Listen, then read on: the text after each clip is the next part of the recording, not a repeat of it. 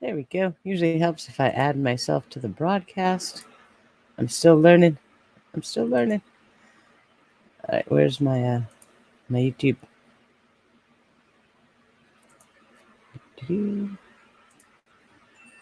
All right, here we go. Mute that. Okay, I'm live.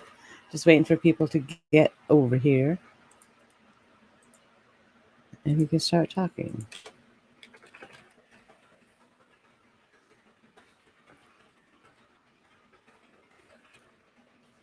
Hi, Loria. How are you doing? Oh, man, it has been a week with this case. I'm telling you what. I'll just put out a tweet real quick.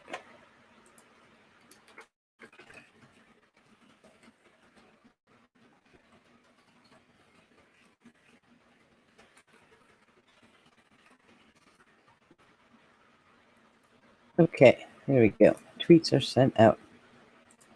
All right. Hi, Michelle. Hey, Jess. Jess, how are you feeling? I'm still thinking about you.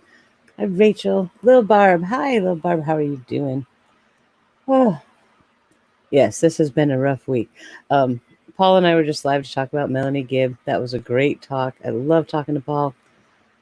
I think the way he and I bounce off each other is just, it's really good and fun and funny. And, please don't get mad at us when we laugh about this. I know this is a horrifically tragic case, and that's why sometimes we have to laugh about it, because if you don't laugh, you're just going to be overcome with the sorrow and horror of it, So sometimes we just got to cut loose a little bit and call Melanie Gibb a cow. It happens. I'm sorry. I say I'm sorry as I'm laughing, but I'm a little punchy. It's been a long week, and I haven't gotten too much sleep. So, whew. Yeah, Jess, I wasn't either, but I knew it was late, and Paul's been working so early in the morning on like 12-hour days, so I knew he was going to have to go to sleep. But we can just regather here and continue on. Michelle, absolutely. If you're not laughing, you're crying. And sometimes we do both, honestly. So the interview is, Loria, the interview was taped, what, about 2 weeks ago, week and a half ago? So now with all this stuff coming out, man, she's going to sound crazy tomorrow night, I think. So that's the reason I want to see this so much, is what is she going to say that now we know she's not telling the truth, because now we know all this information. That's going to be, but see, Melanie Gibb doesn't lie overtly. She lies through omission. So listen carefully when you're watching the interview to what she is not saying. Okay, that's going to be very, very, very telling, because she'll say some things, like she said that she visited Lori. She never mentioned that David was there. She never talked about David. Interesting, So she is definitely one of those lie through omission types. So that ought to be interesting. She's going to be an Olympic back paddle. Yes, she is. Absolutely. And look at the backpedaling that we've seen already, like from Christopher Parrott and Julie Rowe. All these people who are so pro-Chad, and, he's the next great messiah and all of this. And now they're like, oops, we were deceived. Hi, Kelly Bell. How are you doing? I hope you're doing good. She laughs extremely inappropriately. Yeah, just about everything she does is inappropriate.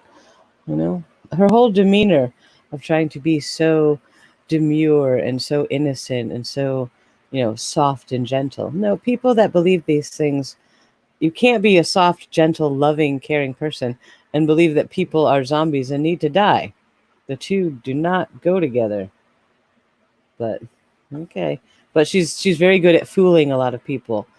Imagine people that don't know a lot about the case and don't know much about Melanie or her history or this whole group watching that. They're going to think, oh, this poor Melanie, that's so sad, right? So there's going to be that. The 4 Chads, yeah. Yeah, and the website, the fact that Lori got the multiple probation thing from the internet, not 4chan, but 4Chad. That should be a website. We should make that. Did Julie Rowe, as crazy as she is, do an interview with Nate? I don't know if she. I don't think she did an interview with Nate. She's always doing interviews, usually from her car for some reason. I don't know why. She does a lot of interviews from her car. I think there's a lot on her Facebook page. She does a lot with Eric Smith and people like that. Hi, Georgia. Welcome. We're just talking about anything related to the case or anything else that comes up. We were having a chat with Paul tonight about Melanie Gibb to go over some of the background with her recent statements to prepare for her interview tomorrow night on Dateline. So we're going over all the background for that. But we just didn't want to stop talking, but Paul had to go to bed. So we just came over here, and now we're just going to talk more. I missed part of the previous discussion. Since Melanie G was obsessed with Chad and Lori, was there a part of her that wasn't completely with them? Well, she says that there was. She says that some things made her a little uncomfortable. Some things she thought they were a little weird or a little strange.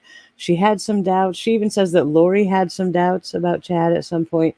But at the same time, her actions do not reflect that at all. So, Yep, her interview is tomorrow night at 10 p.m. Eastern on Dateline NPC. So if you have a TV, check it out. I'm sure it's going to be on the internet Tuesday. Somebody's going to record it and put it up. I'm not going to do that because that's illegal, but somebody will. So, but even if you don't have cable, it should be on broadcast TV. So tune into NBC tomorrow and give it a watch. Michelle Walker says the police made her uncomfortable. Absolutely. The only reason that she talked was because the police chased her down. Well, they didn't chase her. They tracked her down. And they had to physically show up to find her because she wasn't answering their phone calls. So, that's the only reason she talked. Let's be real here. Nancy Grace scared them to death, I heard. Well, Nancy Grace scares a lot of people to death, honestly. Hi, Cran. How are you doing? Cran, wonderful. You don't have cable or satellite, no access to NBC. Yeah, unfortunately, you can't just go to the NBC website. Even though it's free broadcast TV, you can't just go to NBC.com and watch it. Although they will probably have it up afterwards. They do tend to put a lot of their content streaming on their website. So maybe it'll be there. Surely somebody's going to throw it up on YouTube, at least till it gets taken down. But I think we'll be able to see it if you can't watch it live. So Paul and I will be going live on Tuesday at some point to talk about our reaction to this because it's going to be good. Is she getting paid for these interviews? I do not know, Sandra. I hope not. Because that's gross. But she's normally wrong and sticks to it. Yeah. I'm talking about Nancy Grace? Well, yeah. I am not a fan of Nancy Grace. I'm sorry to disappoint. I know I do a lot of true crime stuff, but I am not a fan of hers. I'm just not. So that's just me. Sorry. Oh. Yeah, I can't watch her either. But Julie Rowe went on Nancy Grace. Julie Rowe was on Nancy Grace's show talking about her visions that the kids were safe and they were in a cabin somewhere and she saw a light and they were okay and they were healthy and everything's going to be fine because that's what her visions told her. And then Julie Rowe goes on Nancy Grace the other day and says, Chad Daybell sexually harassed me. I'm a victim. I was deceived. Yeah, girl, these people, I keep saying it, they never know when to speak and when to be silent. Now is the time for Julie Rowe and her cohorts to be silent. But they can't help themselves. They just keep talking. But the more they talk, the more that feeds the prosecutors. So go for it. Oh, hi, Paula. How are you doing? Hi, Cherie. Oh, I'm so thirsty. I've been talking all day. You can tell when I get really riled up about a case when, I'm begging Paul, come do a live. We got to talk about it. Denise and I would do this sometimes. We get something stuck in our heads about a case, and she'd be like, "Let's go live." I'd be like, "Okay," and I'd go live with her. 3 hours later, we're sitting there like, maybe we should turn off the live stream now. And Denise is like, "Yeah, maybe. It's been 3 hours." So, yeah, we get worked up. and we got to process it. And the best way to process it is to talk to everyone about it. So that's what we're doing. Hi, Jessica. Nice to see you. Does anyone know if Alex has children or has been married previously? I have been digging into that the last day. I do not believe he has children or has been married. I could be wrong, but I haven't found anything about any marriages before Sulema. So if anyone knows, please let me know. I would like to find some information, but I honestly don't think he was married or had children. So that's kind of an unknown at this point. Where is Zulema? That's a dang good question. My digging into Zulema has shown that she has a history of fleeing and running and hiding when things get ugly. So that's probably where she is. But so far right now, she's looking like one of the smartest one of that bunch because she's not all over TV saying all kinds of crazy stuff. You know, give her points for that. Just a few points, but still, it's a point. I'm sure he has insurance policy. Yep, if he had insurance, it'd probably be in Lori's name. Mm-hmm. Did the trip to the storage unit line up with the kids missing? Paula, they do not. I was surprised by that. I really thought that somehow the storage unit was going to come into play with the hiding of the bodies. I really did. But that is not the case. Lori rented the unit on October 1st of 2019. It appears from the affidavit that Tylee was buried in Chad's yard on September 9th, and JJ was buried on the 23rd of September. So she rented the storage unit first week of October. Now, when we're looking at the storage unit and, well, what does that mean now? You know, if it wasn't used for that purpose, remember they did move the Jeep back seat and spare tire into the storage unit. And that was the Jeep that was used in the attempted shooting of Brandon. Right. So there's that. And they did store the kids' belongings in there. Now, people are like, well, why would she store the kids' belongings? You know, if obviously she knew they were dead and they weren't coming back, wouldn't she just throw them out? Probably because at that point she knew the police were watching her. What would the police think if they saw a dumpster full of the kids' belongings?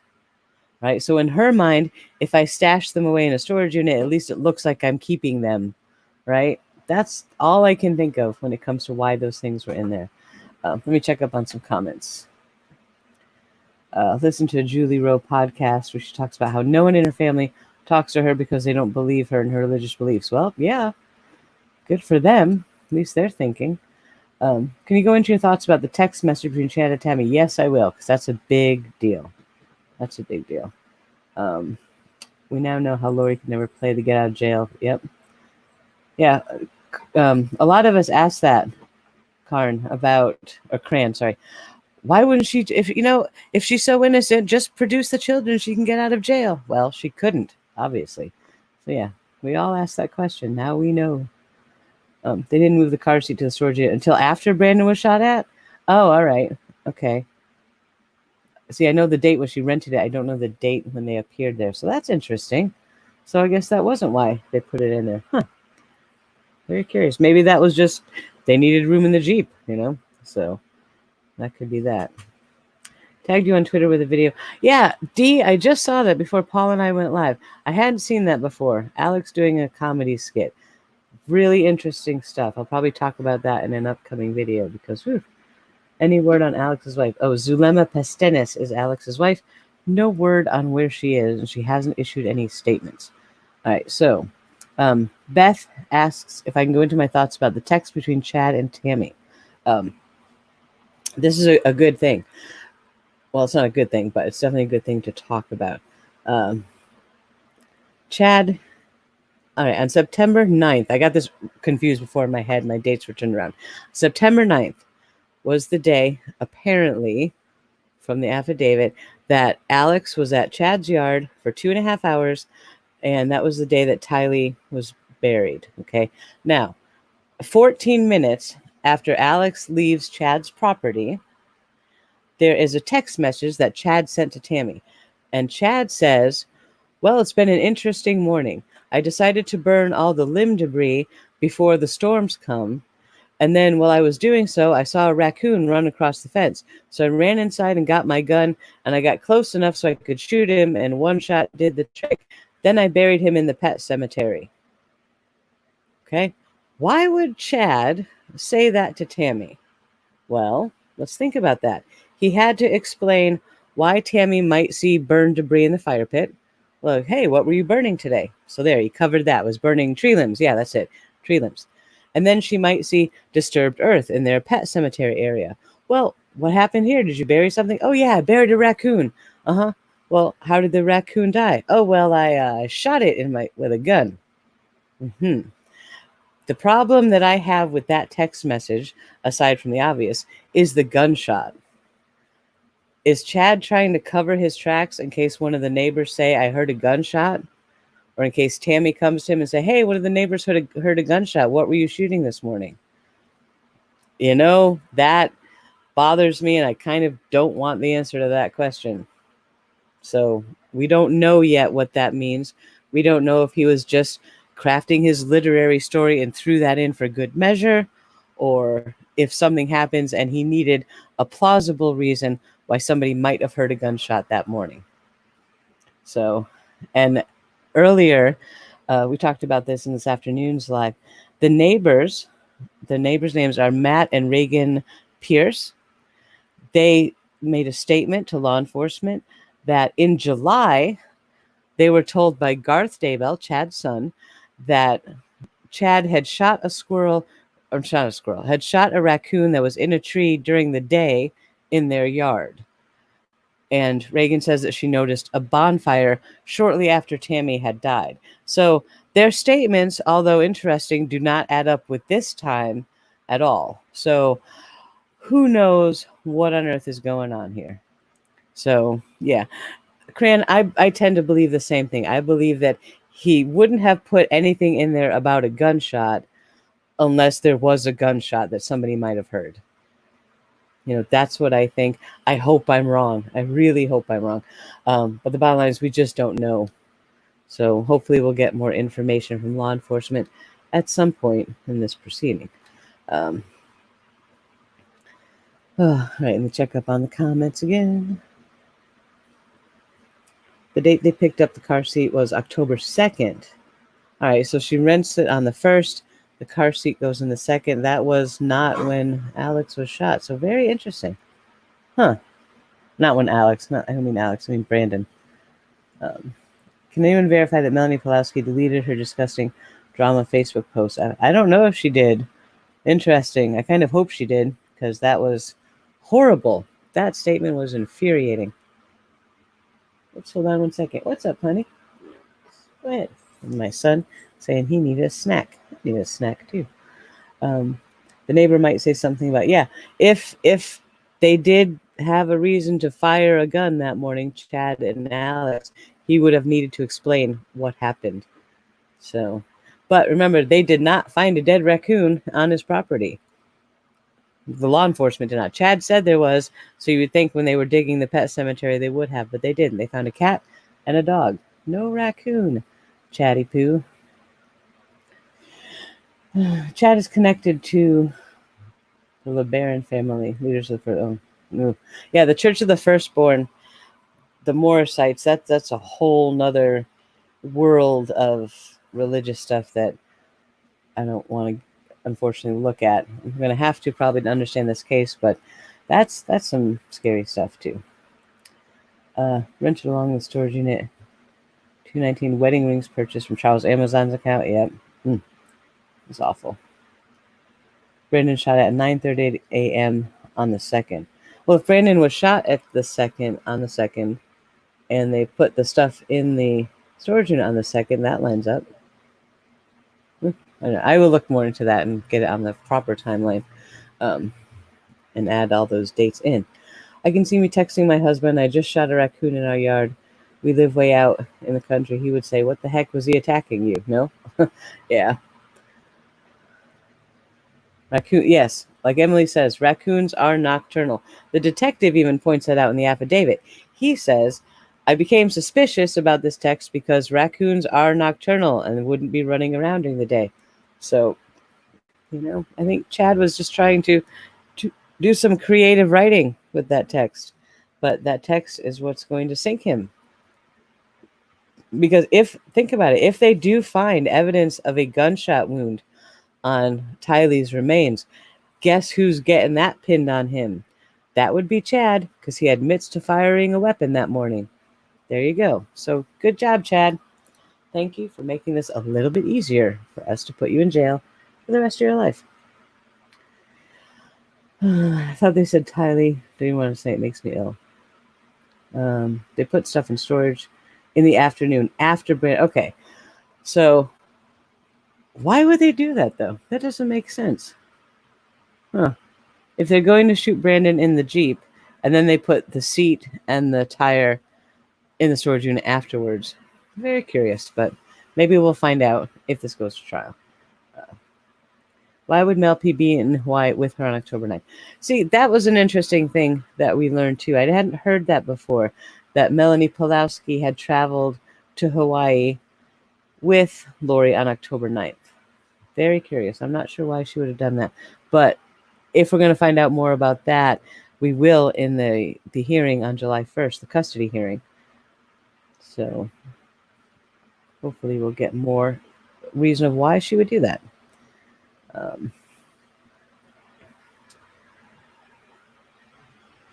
Did they not check for cameras and realize cell phones could be tracked? You know, Sandra, most people you think would, but these are not the brightest criminals, clearly. They definitely are not. They set up the murder, so isn't that enough to convict them both for life or death? It really depends. There's a lot of... I am not a lawyer, and the law is very convoluted, but I did learn from doing some research with the George Floyd case and the charges against the officers there, that if you are charged as an accessory or an accomplice, now I forget which one that is. See, I can't even keep that straight. But if you're charged on one of those, then it carries the same weight as being charged with the actual murder. So if they can charge Chad with accessory, he will still get the same penalty as if he were charged with murder. So that I'm fine with that. As long as that guy never sees the light of day again, I'm happy. As far as Melanie and all these other crazy people go, I don't know what they can do with that legally. I would think that Melanie Gibb, at the very least, knowing everything that was going on, there could be some sort of charge for not notifying law enforcement of a crime. Wouldn't you think so? Some sort of conspiracy or something. Someone earlier pointed out that in order to be charged with conspiracy to commit a crime or conspiracy to a crime, you have to show that they had furthered the crime. They had taken some action to enable or allow this crime to happen. And you can kind of see that with Melanie Gibb, especially if she was the one that, say, helped Lori steal Charles's truck, right? Because somebody had to help Lori do that. Lied to law enforcement. She was certainly in that room with Lori and Tylee when they told police about how this horrible, evil Charles had stolen poor, innocent Lori's purse out of her car. And Melanie backs it up and corroborates it. So it's possible that there's some legal maneuvering they could do there to get her on something. But it also kind of sounds to me as though Melanie Gibb is trying to set up her defense and maybe cooperating with law enforcement to a point that she could ask for immunity. I don't know. Definitely obstructing the investigation. There's got to be something. Right? I don't think Melanie Gibb should walk away from this. But we will see what happens. If you saw the live that Paul and I just did, you know how angry I am at Melanie Gibb. I am furious with her. Absolutely furious. I was angry with her when I read her letter on a vow. But once I read the affidavit and realized that Melanie Gibb and her boyfriend were in Lori's home the night that JJ was killed. Now, I'm not saying JJ was killed there. Alex might have killed him at his apartment or at Chad's yard. We don't know. But that was the night it happened. And they were there as overnight guests in Lori's house. That kind of flipped me out. It really did. Hi, here's my loving husband. Say hello, Dave. Hello. Just say hi. Hello, all. Could you get me a soda? Yeah. Is it just reporting live from my soda? Yeah, reporting live from my soda. Okay. report me a live soda from the fridge. I can't go away because my headphones and microphone have cords. But yeah, that was my husband, Dave. I need a drink, and he's really great. So I think being charged an accomplice is normally punished. Yeah, see, Cherie, that's what I thought. If you're charged as an accomplice, then you get the same weight as the charge as the principal. Even if they prove the principal like didn't do it or something, you can still have the full weight of that charge. So I don't know how that works, but the law is crazy. And I don't have time in this lifetime to get a law degree on top of everything else I'm doing. But I kind of wish I did. If I had known when I was 15 that I wanted to be like a true crime type person, I would have gotten a law degree or criminal psychology or something like that. But yeah, the cops should have arrested Alex Cox. You know what? Let's talk about that for a second. After the shooting of Charles, right? Alex calls 911, says, "Oh, I just shot my, ex-brother-in-law in self-defense, right?" And they tell him to go sit outside with his hands up. And the cops get there and they're talking to him. And now he has a criminal record. Alex Cox has a criminal record for the assault on Joe Ryan, his sister's other ex-husband, right? So now there's two of them that he's assaulted. And the cop's like, yeah, whatever. Okay, dude, bye. They don't even really follow up on that. If they had stopped Alex Cox there, if they had done a real investigation into Charles's death, they might have stopped Alex, which might have stopped everything else. Now I do not like sitting here and saying, the cops were terrible, blah, blah, blah. I hate doing that. I really do. But in this case, they let Alex walk. They did not investigate Charles's death. They didn't even investigate Joe's death. Of course, back then there wasn't all this history to make it seem more suspicious. But when Charles called 911, we've seen the videos of Charles talking to the police saying, "My wife is crazy. She says she wants to kill me with her God powers. She says the angel Moroni is her husband, and she thinks I'm some dude named Ned Schneider because I'm a zombie." Right? They didn't do anything. Yes, he got the order for the psychiatric evaluation, so she walks up there to Community Bridges or whatever it's called. They talk to her for a few minutes, and they say, "Okay, bye. I'm sorry. I know that I'm not, a doctor of psychology, but if someone sits down in my office and tells me, well, I think I'm a translated being, and I think people are zombies, and I think my husband's a zombie, and he's really Ned Schneider, and I was married to the angel Moroni, and I'm here to gather the 144,000 for the tribulations," I would be like, "Okay, you need to come with me to this other little room where you're going to stay for a while because there's something wrong here," right? How could anyone who calls himself a psychologist listen to that and let her walk? The only thing I can think of, because I don't think we have video of that interview, which I would love to see, is that she just said, "No, my husband's this, he's that. I'm an abused wife. He makes up stories, la, la, la." And she's very convincing, and they just let her walk. So,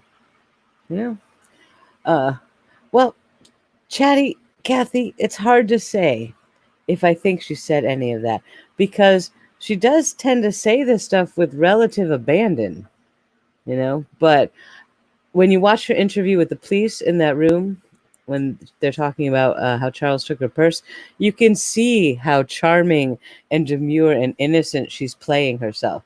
She is totally wooing that cop right out of his socks, and he eats it up, right? If you watch him, when he comes back in the room and says, "Well, we talked to your husband, he's going to bring your purse down, but he said that he has an order for a psych eval for you." And she's like, "Oh my, oh, well, what's that about? Huh?" And he was like, "Well, I haven't seen the order yet, so I have to wait for my sergeant to say anything about it, but you're free to leave right now. I don't have any reason to hold you right now." And Lori's like, "Oh, yeah." And he's like, "No, lady, you're free to walk out the door right now." Like he's really trying to tell her, "Get out of here. Get out of here, lady, because I don't have to hold you right now, but pretty soon I might have to." Right? And it's like, wow, she has snowed him so hard, so darn hard, that he's trying to get her out the door before they show up with this order. you know? And I think Lori is very good at using her looks and her charm to do this and to get away with that. Yeah, somebody brings up Ted Bundy. Ted Bundy was very, very charming. A lot of these people, they have that kind of charm and the ability to snow people like that. So I think that's what Lori did, and I think that's why the cops looked the other way. I really do. Now, interestingly, in one of the videos of Charles talking to the police, trying to get them to help, a female cop shows up and he asks her, "Are you LDS?" And she says, "Yes, yes, I am." And then he explains a thing about how she thinks she's married to Moroni and does all these weird things in temple and she's going to kill him with her god powers. And the cop's just like, "Oh, okay." Like, this is totally normal stuff you hear a lot. Was that normal? I don't think I've ever heard anybody say that to me. And if I did, I wouldn't just be like, "Yeah, okay. All right, sir." And then it feels like the cops are turning on Charles.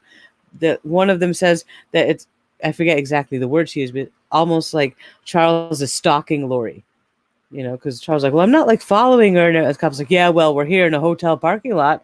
Uh-huh. Mm-hmm. And that they're really kind of coming down on Charles when he's like, "My wife wants to kill me and she's got my son and my dog. Help." But they do not take him seriously at all. And it's so hard to watch that. It really, really hard to watch that, especially knowing what happened, So that's a rough thing. Oh, I've got some soda. You wonder how Ian is now, other than bewildered. Ian is an interesting case. I got a question. These super fast marriages. Now, all right. This is something that we talked about in the Jodi Arias case. Remember that Jodi Arias was pretending to be Mormon so she could get with her guy, right? And this even came up, sort of in relation to that case, how in the Mormon faith, quick marriages are kind of common, mainly because they do not practice premarital sex. That is definitely frowned upon. So a lot of people tend to get married very quickly. Right now, I did read a few, more scholastic articles about how certain belief systems can perpetuate very quick marriages, and it seems that that's the case here.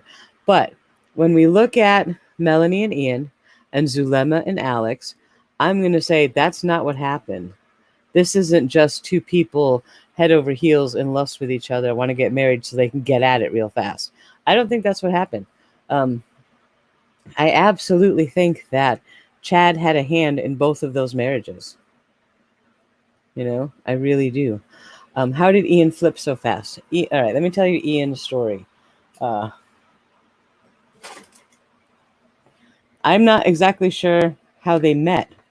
I can't remember now. I know that I read it somewhere, but I don't. If anyone knows how Ian and Melanie met, please say something in chat. Melanie Pulowski was Melanie Boudreau, Lori Vallow's niece. She was married to Brandon Boudreau.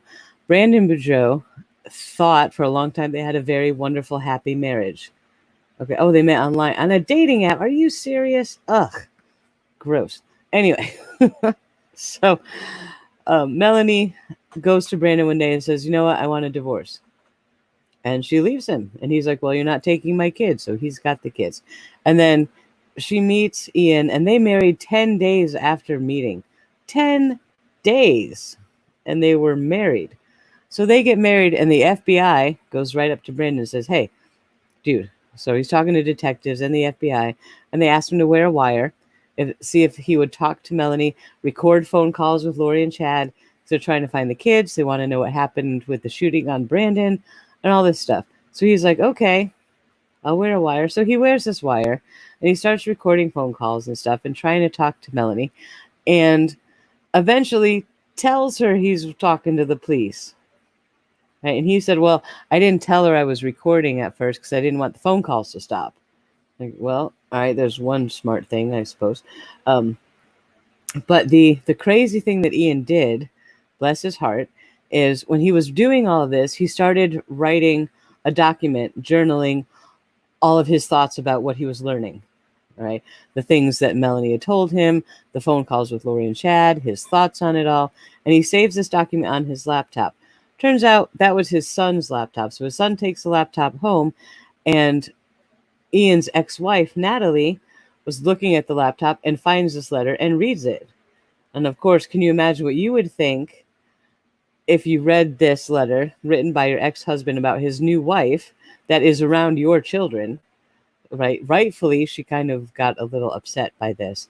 And she reached out to Brandon, Melanie's ex-husband, and they've been sharing info, and all of this is going to come out in the custody hearing if they have it on July 1st. So that's what we know about Ian. As far as Ian, he does express some doubts and concerns in the letter, but he also seems to kind of try and rationalize it away, right? Saying, I don't think Melanie was really involved. I think she's just confused and hurt and scared and blah, blah, blah, blah. So I think Ian, that poor guy, is really confused. But, you know, if you learned all of this and you stay with her, then you are having some Kool-Aid yourself, you know, honestly. So there you go. That's Ian's story. Crane isn't buying the wrong lap, but you know, that's possible. It's quite possible that he left that on there purposefully, hoping that Natalie would find that letter. You know, that's a very good point. And I hope that Ian at least isn't fighting to have his kids around Melanie and just, yeah, stay with your mom. Natalie, keep the kids because this woman's cray-cray, you know, hopefully. But Melanie Pulowski is currently pregnant, so there you go. Ian does have the problem of her being pregnant. Yep, definitely. Isn't it weird that Melanie left their husbands, Melanie's both left their husbands, and Alex get married? Yeah, that is very weird. That's why I say, Rachel, I can't see these as coincidences. I think Chad or Chad's teachings had something to do with this. You know, Melanie left Brandon. Melanie Gibb left her husband and kids. Alex, after being single for so long, suddenly gets married to Zulema, of all people. Not like they have a lot in common, you know. All of these marriages happen very quick. Why? You know, that's something that we're going to have to do a lot of digging to find that out. But there's something weird about it. Definitely weird. Speaking of Lori's mom, I hope they let her sit in jail over long. Yeah, Janice Cox. Let's talk about Janice. Janice and Summer. Lori's mother, well, allegedly her mother, now even that's in question. Janice Cox and Melanie's sister Summer did an interview on TV because these people just can't stop talking. You know, they go on TV and they're sitting there with some crazy looking makeup. I think they could visit Ulta, maybe. Very crazy. I'm sorry. I'm a makeup person and they look crazy. So they're on TV with all their makeup and all their hair and they're smiling and they're happy. And there's like, well, where's the kids? Like, oh, we don't talk about that. We can't even ask Lori because the phones are tapped, you know, they're listening. So, but they're fine. Lori's a good mother. Everything's fine. You know, and I'm like, wow. You know, I don't think those two were part of Chad's culty thing, but they've got their own cult thing going on for sure. So yeah, that was kind of crazy. Matthew, Melanie Pulowski is pregnant, which is Lori Vallow's niece.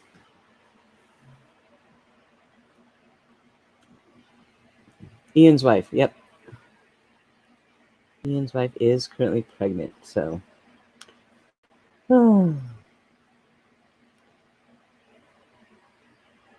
Lori's mom and sister, yep, crazy. Janice and Summer Cox. Yeah. And as soon as they discovered JJ and Tylee's remains in Chad's yard, all of these people had to start putting out their statements, right? The Cox family, which was Melanie and Janice and Summer, and then they had to put out a statement all about how heartbroken they are. It's like, for all these months you've been singing Lori's praises and saying there's no way any harm came to those kids, and no, you've all got it wrong. This is media hoax kind of stuff. And now they're going to put out this heartfelt statement. We're all supposed to just feel sorry for them. I don't think so. Mm-mm.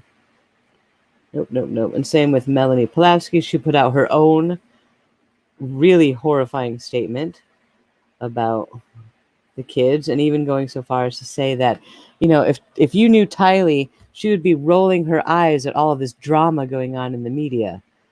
It's like the media covering her disappearance, trying to get help to locate her and for her safe return, and then covering the fact that they found her remains and was murdered.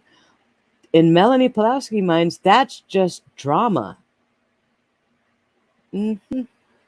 So if that's not a disconnect from reality, I don't know what is. And I certainly hope Brandon's lawyer has a copy of that statement to bring to their custody hearing, because I would be pushing that angle. Look, she's crazy. Read this right there. Oh, it was a disgusting statement, and it made me very, very angry.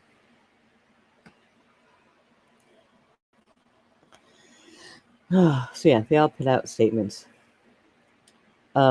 Colby Ryan put out a statement. Colby Ryan, his story breaks my heart. Joseph Ryan was his adopted father. He's dead. Tylee was his sister. She's dead. JJ was his brother.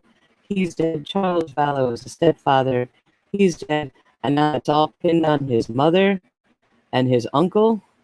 I mean, I can't imagine what Colby is going through. I cannot imagine it.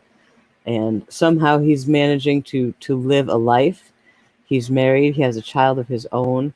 He's doing his best to get through this. I don't know how he's doing it. He is a much stronger person than I think, Yeah, Jess, the only people that label cult activity as drama are the people in the cult. It's like, you guys in your drama, we're a loving group. We love the Lord. That's all we're doing. We're not a cult. And like Paul said, if you have to explain to friends and family that what you're doing is not actually being part of a cult, then you're in a cult. Right there. If everybody you know is asking you why are you in a cult, chances are you might be in a cult.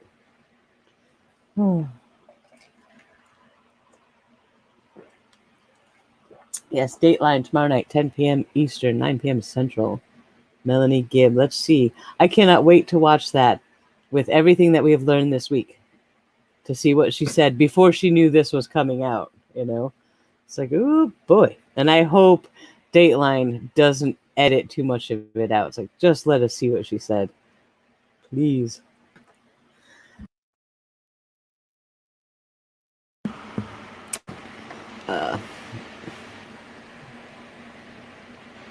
Jess, I didn't know that Lori had labeled Colby's wife as dark. Oh my goodness.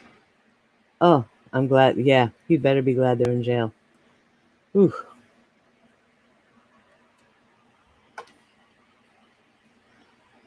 I believe that Colby and Leigh I always say Leigh and Carrie. I'm sorry for doing that. My mouth just gets all twisted up. But I think Colby and Kay and Larry Woodcock are actually quite close. That's my understanding, which is good because they need each other. So, she was throwing snowballs at one of her mom's friends, and when who were playing with JJ, they tried to make him look crazy by letting him dump all the stuffed animals in a water hole. Oh, that's awful. Do you really think Melanie is going to show up for court? Melanie Pulaski. I think at this point she will. She did also file her evidentiary papers.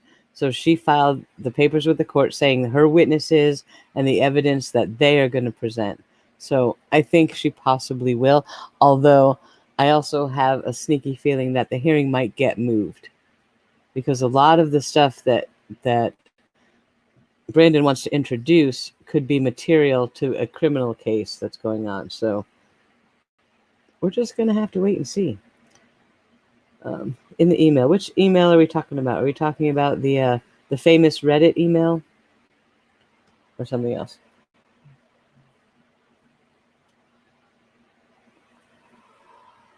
Chad's the list of his stats and the dark and light people and all that stuff. Pretty sure Colby's wife going dark is in that leaked email. I'm not sure what email that is. Let me know, because I want to read it now if I haven't. Hi, Zaza. Nice to see you. Melanie P has the same smirk. Yep. Melanie Pulowski and Lori look very similar with that same sort of smarmy, cocky, smirky face. Because they're special. They're the 144,000. Mm-hmm. Is Chad and Lori's marriage legal? We don't know. There's a lot of question about that. Apparently, one of the judges wanted to see official paperwork saying that it was real. So, that's why somebody the other day in a comment yelled at me saying, stop calling her Lori Vallow. Her name is Lori Daybell. I'm like, not technically. We don't know that for sure. So, we don't know. Who wrote the Reddit email? Okay, if you guys want to know about the Reddit email is a very, very important piece of information in this case. Somebody wrote an email or posted an email on Reddit a long time ago outlining a lot of very specific information about this case. But a lot of this stuff came out before we heard about it through other means and other methods, before search warrants, before that kind of stuff. So Annie Cushing, who is Tylee's aunt, all right, posts prolifically in a Facebook group. And I will give you the link to that group so you can join it. Oh, no, that's not the link to that group. Hold on. Let me get the link to that group. Over on my Facebook somewhere. Anyway, Annie Cushing posts in this group. Now, Annie Cushing has been doing some incredible investigative work on this case. Absolutely incredible work. And she breaks down that email. Now, remember, Annie Cushing knows a lot of the people involved, and she knows a lot more information than we do. So she's broken it down as to what she thinks about this email and its possible source. Okay. Here is a link. All right, that link is going to take you to a particular post that we'll talk about in a second. But the Reddit email has a lot of crazy information. So you can find it, and you can also find Annie Cushing's breakdown of that email and what she thinks it all means and who she thinks may have been its author in that group, right? Look through, they have sections for their discussions and documents and all that stuff. It's in there. Now, the link that I gave you goes to the same group. You have to ask to join. It is a private group. Just answer the questions, and they'll usually approve you pretty quick. Before you join this group, please understand this. This is so important to me. All right. The group is private.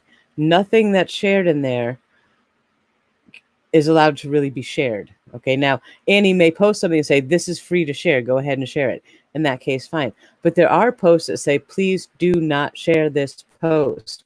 And what that means is do not share that post. All right. The letter that I linked to in that, the link that I put in there is a letter that Annie Cushing wrote in response to Melanie Gibb's 7-page letter on the Avow website. And she breaks the letter down. She gives her very considered opinions about that letter and Melanie's response.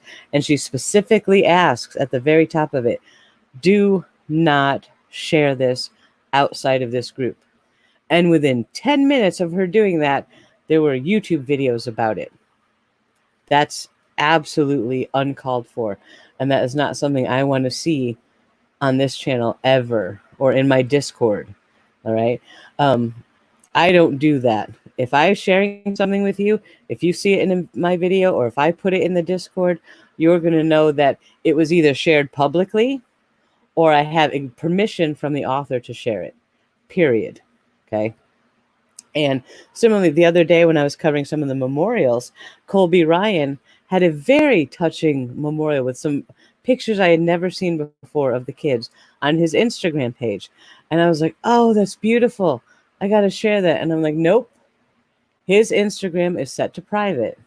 You cannot see it unless you're friends with him. If he wanted that in public, he would have posted it in public. I have no right to share that in a video on YouTube. But before I even finish this thought, don't you know someone else had it all up all over their YouTube with all these pictures? That's not cool. Please don't do that, okay? Because it's just absolutely not cool. I know I want to give you all the information, I read that letter as soon as Annie posted it. I would have loved to have brought that to you, but there are times where your ethics have to be more important to you than getting the first scoop. All right. Um, I don't care if I don't have as many subs as somebody else. If I don't have as many subs because I'm behaving more ethically and I'm not going to share people's private stuff, that's fine with me. I'm okay with that. So, you know, that's how I do things. So I may not have all of this information as fast as some people, but if I don't, there's probably a reason, and that reason could be that they were asked not to be shared. So there you go. That's all I have to say about that. But please join that group. Annie Cushing, I am such a fan of hers. Was the new thing Stan? I don't even know what that means. I stan Annie Cushing. Someone could tell me what stan means. Whatever it means, I stan Annie Cushing. 100%. She is witty. She is so intelligent. She is amazing. I adore this woman. I would love to be real friends with her. She's like a kindred spirit. And I am so devastated at what she must be going through, you know? So I definitely will not abuse the privilege of being in her orbit by sharing her personal stuff. So there you go. What's the 144? We asked about the 144,000. I'm the leader of the 144. So okay, the 144,000 in the book of Revelations. It talks about the people that will be saved and inherit heaven, or something like that. It refers to a very specific group of people, and it says that only 144,000 will be spared from the tribulations and get to go to heaven. Lori and Chad seem to think that they're the leaders of this 144,000. Yeah, I don't think so, pal. But, you do you. All right, my husband just told me that Stan is an overzealous or obsessive fan of a particular celebrity. Well, okay, I don't think I'm overzealous or obsessive. Maybe I'm not a Stan, but I'm a big fan of Annie Cushing. Annie Cushing is Joseph Ryan's sister, Lori's second husband. Lori's third husband. Joseph Ryan was Lori's third husband. That is Tylee's biological father. That is Colby's father, adopted father. Although I don't like to preface it by saying adopted, but just, for the facts of the case. And Annie Cushing's brother. So she is similarly researching the death of her brother. She does not believe it was natural causes. And looking into, she was trying to find JJ and Tylee. So she's been all over this, all right, and all over this case. And she's done some amazing work. So yeah, you can follow her. So that's what the 144,000. It refers, see, I'm confused if it refers to the Jewish people or the Palestinians specifically. I've heard both. I haven't done a lot of research. I'm not a biblical scholar, but it certainly does not refer to Chad and Lori. I tell you what, as they say in Texas. So, I'm so thirsty, man. Yeah, they have not made arrangements for the children as far as proper burials, because the autopsies are still ongoing and probably will be for a little bit. So they cannot release the bodies. And, that's just another painful thorn in the sides of the families. They can't even get that closure right now. They have to wait. I can't imagine how the family must be suffering through all of this, especially knowing if they were my children or brother or sister that died, I would be thinking, how many people could have stopped this? And that's where my head would be stuck. Melanie Gibb could have stopped it. Melanie Pulowski could have stopped it.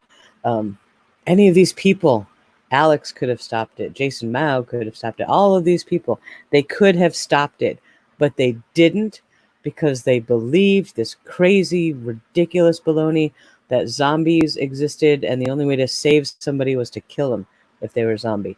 They believed it, and they let it happen. And that is the part that, I don't know, that's the part that kills me. That's the part that makes me shake my head at this and kind of want to throw up my hands and walk away,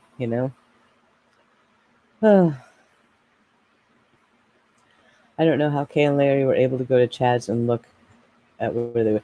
Yeah, I don't either.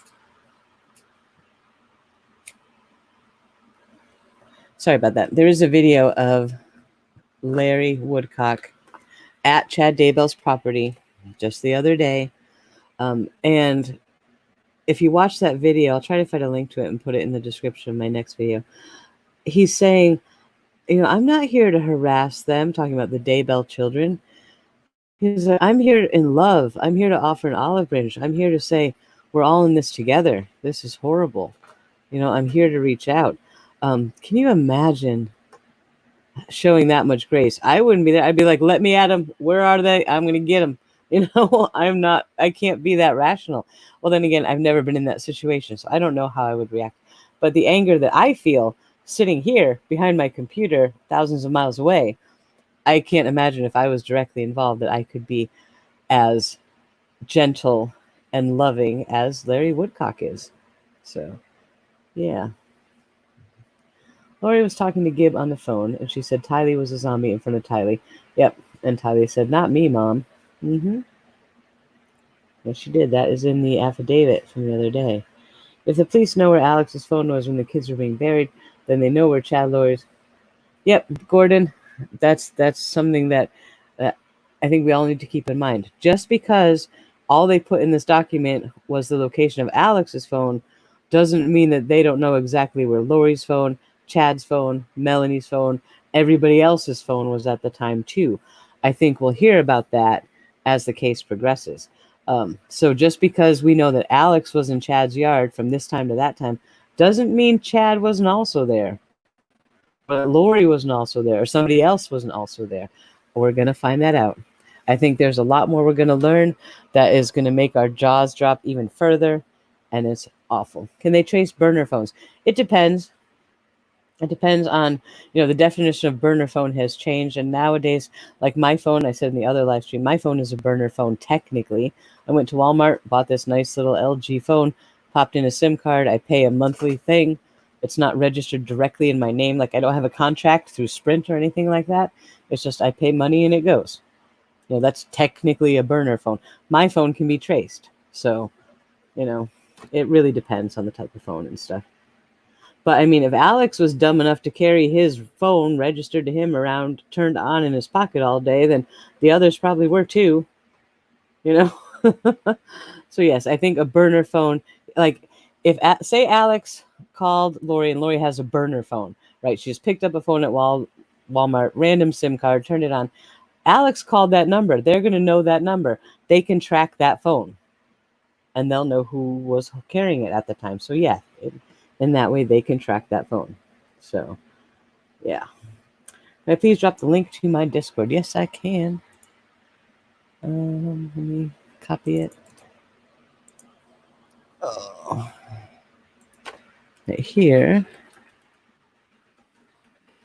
That link with the stars, that is my Discord server. If you guys don't know what Discord is a chat platform where you can do text chat, voice chat, video chat. You can share documents, photos, and you can talk to each other all day long, around the clock, and it's absolutely free. So we use Discord a lot. Feel free to hop in there. If you've never used it before and you don't know how it works, don't worry. We have some excellent mods there that will help you figure it out. It's a very simple to use platform, so don't be overwhelmed and don't be afraid of it. We can help you get through it. So I'm drinking all the soda and I really have to burp, and I'm trying not to do it in the microphone.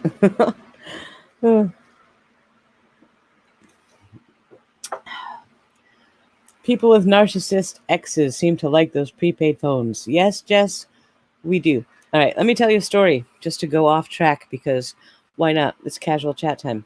My ex was a ridiculously horrible, malignant narcissist. And when I finally made my big break from him and got away, I moved halfway across the country from New England all the way to Texas. I didn't know anyone here in Texas. I had one friend in Texas. That's it, just one. And I moved here with my little kids. They were very little at the time. And I moved here because I needed to get away. Since then, I don't have anything in my name. My telephone is not in my name. I do not have a social media account on this planet with my real name on it, because I can't let him find me. I do not have my cell phone is not in my name, none of that, because he cannot find me. He is the kind of guy who someday you'll read about in the news came down here and shot me and the kids, right? That's who this guy is. So no, my real name is not Awen Reese. I'm very sorry to disappoint, but there's a very good reason for that. But one day I made a LinkedIn account, not with my real name, right? I do not use my real name anywhere on the internet. But LinkedIn somehow linked me up with him. I got a message from him on LinkedIn saying, "Oh my goodness, is that you? I've been looking for you. I really wanted to talk to you and apologize for all those years ago." And I was like, "Are you kidding me, LinkedIn? Are you serious right now?" I don't know how they did that. Okay. I don't know how LinkedIn took this fake name. I mean, it was my profile, but it was my internet name, right? Not even Awen Reese. But somehow they linked me to him. I don't get it. It freaked me out. I will never touch LinkedIn again. You could not pay me to go to that website. But even though you're trying to be as careful as you can, the internet is a very scary thing when you're hiding from someone. Okay, so yeah, I don't know how that happened, but he found me through LinkedIn, and since then everything got locked down. I do not post on. I have my Awen Reese Facebook account, which is kind of new. I have not touched Facebook for years after he found me in LinkedIn. But I said, we know if I'm doing this YouTube and all this stuff, I kind of got to have a social media presence. So I made Awen Reese on Facebook, Awen Reese on Twitter. And they're all linked to my YouTube and all this great stuff. But there should not be a link between any of my Awen Reese things and my real name anywhere. I'm hoping there isn't. But it's not because I'm hiding anything from you all. It's because there's a crazy guy out in the world who would shoot me just as fast as he could find me. So, yeah, scary.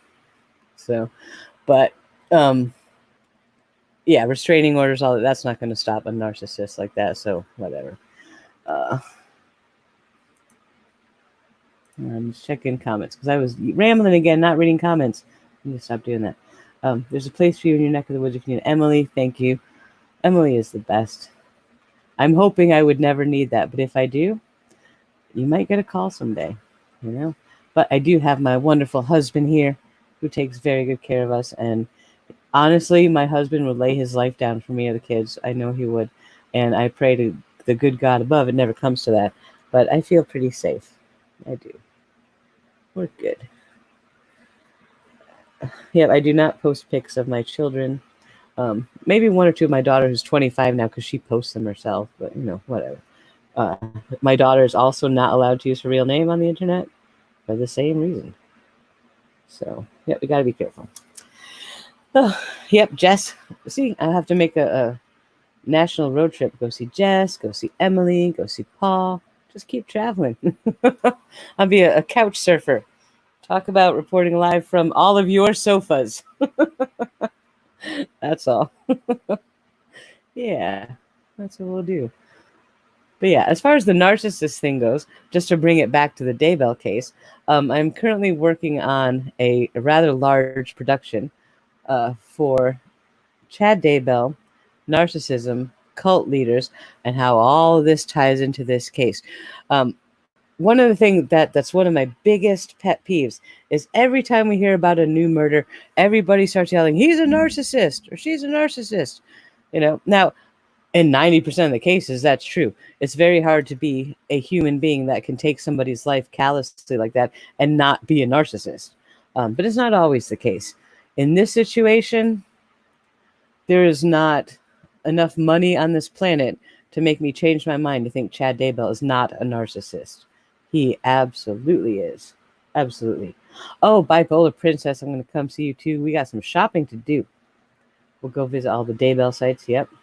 Go to Yellowstone. I've always wanted to go to Yellowstone. That would be fun. So yeah, but I'm working on that. That is for Patreon. Now, please don't think somebody actually kind of came at me for having content related to this case behind my Patreon wall. I'm not doing that because I'm trying to sucker people in for money. Please don't think that. But there are certain things about this case that I can't talk about publicly because that is going to piss off a lot of people. Right? This is a case about religious extremism and cults and stuff like that. And that is the fastest way. Talk about religion and politics. That is the fastest way to piss off half the population. And I do not want to piss off half the population. So anything that I think is very controversial, I'm putting it there for that reason. Okay, that's all. And maybe a year from now, or 2 years, or however long it takes when the case settles down, then I can make all that public when people aren't up in arms. So, that's what that's all about. But yeah, the narcissism is, that's the kind of my thing. What I envisioned for this channel before this case was I was going to do two things. I'm on a weight loss journey. I am on the keto diet. I've lost 80 pounds in the last 8 months. Struggling with that right now. I've had a few bad weeks. I have gained a little bit back, not a lot, but enough so I'm feeling it and I'm unhappy. So I'm refocusing and restarting that. I wanted this channel to be about that. I want to share the joys of keto and the joys of working out and losing weight and getting healthy. And then I also wanted to talk about narcissism, because when I realized what my ex was and started my healing process, I read, I don't think there's a piece of paper on this planet with the word narcissist on it that I didn't read. I went on a ridiculous education drive to understand narcissism and my role as a recovering codependent and why I fell for this guy, all that stuff. And that's what I wanted this channel to be about. Tell my story, talk about healing, talk about narcissism, and talk about the weight loss journey. Unfortunately, all that stuff's on the back burner right now. The reason that I'm covering this case, most of you here know there's a lot of new names, but a dear friend of ours in the Sofa Squad here, Denise Rainey, was covering this case.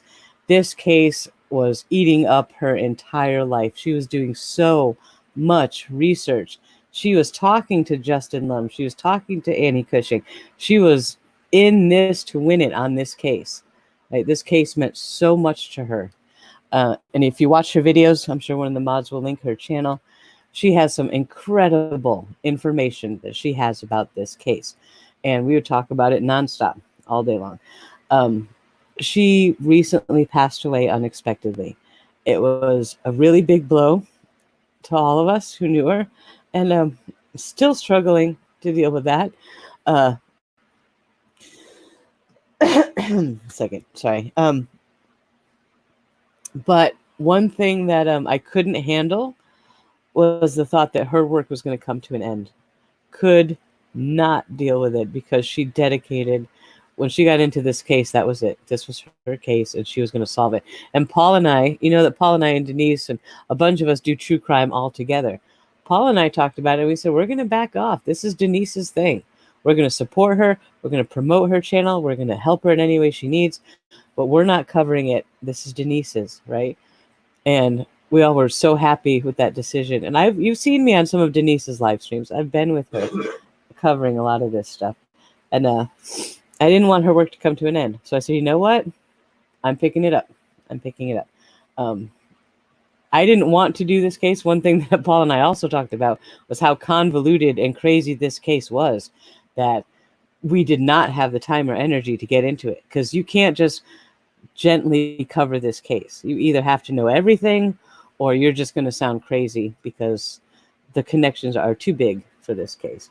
And we're like, okay, phew, thank goodness Denise is covering this so we don't have to, So there was that aspect too. But when she passed away, I was like, oh no, that can't stop. Not at all. So I talked to some of her other friends, like Linda, and I talked to her husband, Wayne, and I'm like, I got to do this. And they were like, please do this. Please go for it. Do it. And I'm like, all right, I'm doing it. And I really think that Denise would be proud of me, and she's pushing me. She would not feel like I stole her thunder or anything. That's not who Denise was. And anyone that says that, absolutely, that was not what Denise was all about. So that's why I'm covering this case. But I wanted to do it justice. Yes, I'm going to get you a link to Denise's channel. Give me 1 second. I wanted to do this case justice by her. She would let no stone go unturned. All right. If she didn't know something, or someone brought up something in chat during a live, she's like, "Oh, I don't know about that." You knew the next day all she was going to do was dig and dig and dig until she understood that inside out and backwards. You know. Here is a link to Denise's channel. She has 50, 60 videos up on this case. So please go ahead and watch them all. I think I'm in a few of the lives, certainly in her lives about Gannon stock and stuff, so you might even see a guest appearance. But yeah, please go watch all of her information. She even has some of the podcasts. Now, here's the thing. Lori, Chad, Melanie, all these people did a lot of podcasts, right? And they were all up and hosted by the Preparing People website. Denise had the foresight, as soon as this case broke, to go and download all of them. Every single podcast that Chad and Lori did, Denise saved to her computer, right? And she had started uploading them. I think she's got 2 or 3 of them uploaded on her channel, but they are all on her computer. Right now is not the right time, but there will come a time when hopefully I will be able to get those and get them finished uploading, because that was smart. She's like, you know what? These are going to disappear. Boom, boom, boom. Downloaded every single one of them because she knew someday we were going to want to hear those and they'd be gone. So that's how sharp Denise was. So yeah, she has some of them up. So go give them a listen. Really, really amazing stuff. Oh, yeah, that's the story of why I'm on this case. And why I suddenly appeared out of nowhere. I was just doing my exercise stuff, man. You know, that's all I wanted to do is go to the gym, make ugly videos of me on the treadmill. That was fine. I was good with that. But nope, I was called to a higher purpose, I believe. So not to sound like Chad Daybell. That's not what I mean.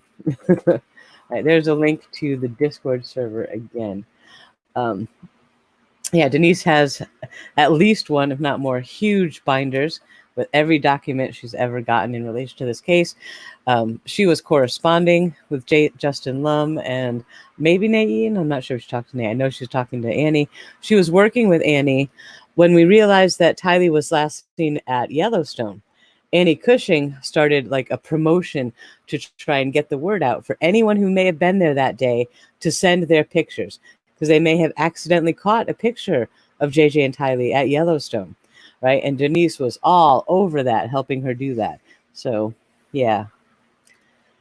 The cause of Denise's death, what the family has been told, is that she died of a pulmonary embolism and pneumonia, It's still not 100% definitive, but, excuse me, that is the answer that we are going to have to deal with.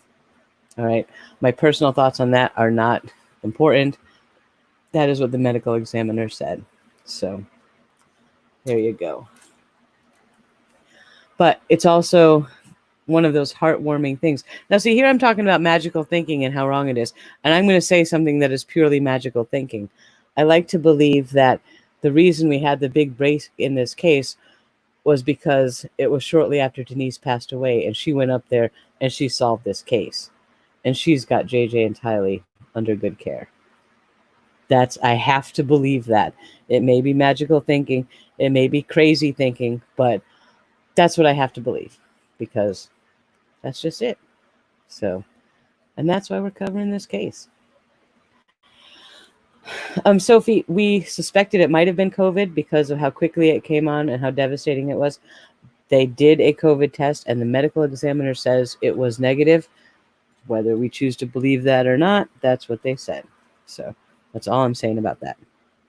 However, I will say one more thing about Denise. I have been coping with her death by diving into this case. I wake up in the morning. The first thing I do, I come to my desk. I start digging into that day's news. I'm reading all the historical documents. I'm looking at the people. I have at least 12 to 20 tabs open on my Google Chrome. So I've got TweetDeck going. I've got Reddit going, everything. I'm watching everything all day long and making videos, editing, recording, uploading, making another one, editing, recording, uploading. I have been working on this 14, 16 hours a day since this happened, because that's how I'm coping. Right, that's my coping mechanism. But I think it may turn into something healthy. Hopefully, we're gonna find out. Oh my goodness. Oh, we'll see. Yeah, that's what I'm doing. Uh, wait, who was Alex's son? Alex had a son. What did I miss? That's big. Um, Zach Cox. I know. So see, there's something I don't know. Zach is Adam Cox's son, brother of Alex and Lori. Okay, I'm gonna look into. Oh, Zach. Yeah, he made a post the other day. I know him. That's right. Sorry, brain is catching up slowly. It's been a long week. He made a post talking about Melanie. Now, a lot of people think he's talking about Melanie Pulowski. I think he's talking about Melanie Gibb because he was referencing the Dateline episode coming tomorrow, which is Melanie Gibb, not Melanie Pulowski.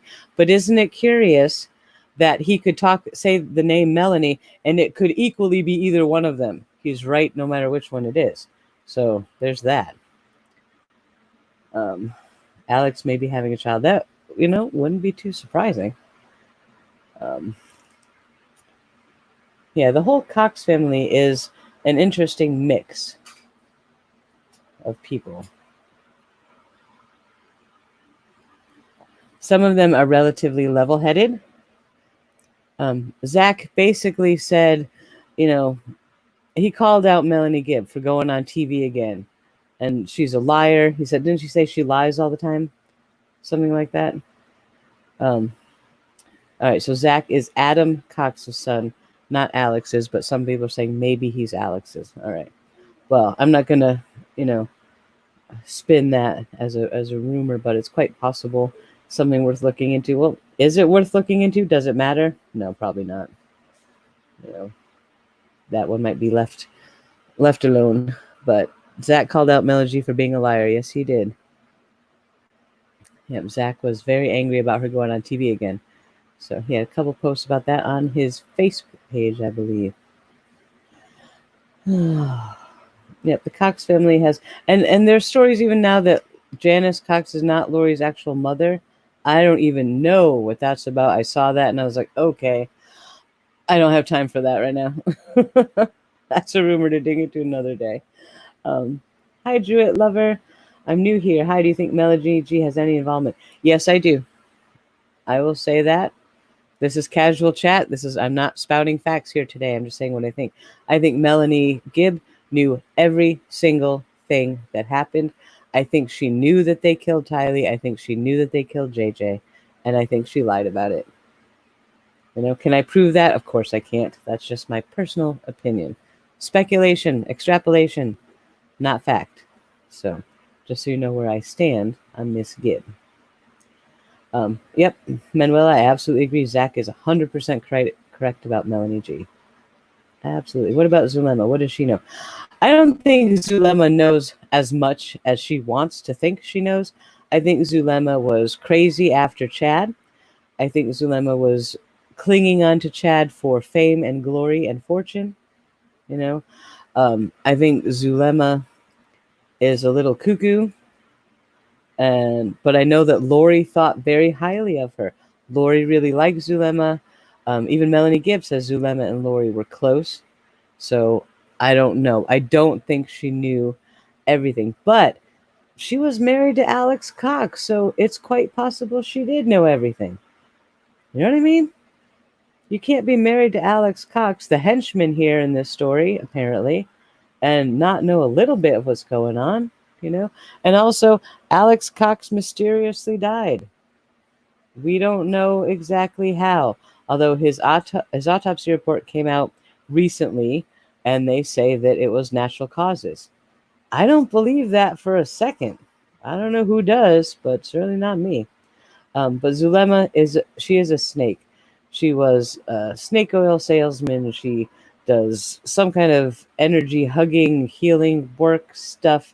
She's definitely into the whole cult beliefs like Chad and Lori, and for some reason she gets close to Lori, then ends up married to Lori's brother after dating for 2 weeks or something. Yeah, that was some kind of setup for something. So who knows? Yeah, all these natural causes. Yeah, I don't, I hear natural causes nowadays. I'm like, yeah, right. That's my initial response is, yeah, right. What are you really saying? You know? Oh, my goodness. Yeah, but Zulema's son found Alex on the floor of the bathroom and called 911. And I believe it's true, please correct me if I'm wrong, that Zulema's son didn't even know Alex and Zulema were married. So what does that sound like to me? An insurance scam, a money thing. There was some reason for that marriage that's not because they were madly in love. Jess says that he didn't know. Okay, that's what I thought. At this point, I'm really tired. It's been a long week, and I can't remember where I read what. Was this rumor? Was that fact? Where did I read this? Where did I read that? I can't keep it all straight at this point. I need a vacation.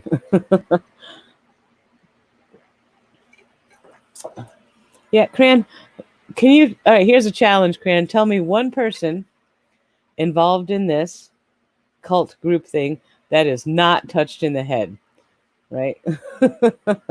I'll bet you $1 million you can't do it. Oh.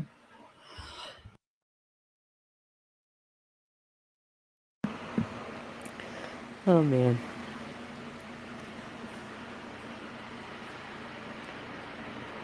Yep, they're all touched. Absolutely. But yeah, there's a few too many natural causes deaths. Joseph Ryan, Charles, we know, was shot by Alex. Tammy was perfectly healthy. Even Alex was more or less healthy. And their deaths were frighteningly similar.